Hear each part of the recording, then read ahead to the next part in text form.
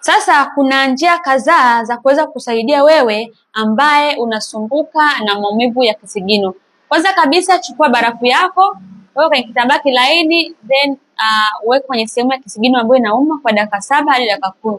Lakini jambo jingine la kufanya ni tumia viatu maalum kabisa vya kuweza kuweka kisigino chako vizuri. Lakini jambo jingine la kufanya, ikiwa wewe una uzito mkubwa, punguza uzito ili kupunguza shinikizo kwenye mguu wako. Lakini pia kama unafanya shughuli mbalimbali za kukaa muda mrefu au za kusimama muda mrefu, punguza hizo shughuli ili kuweka balance kwenye kisigino chako. Lakini jambo jingine la kufanya ili kuweza kuweka kisigino chako vizuri ni fanya mazoezi ambayo yatakusaidia kuweka kisigino chako vizuri.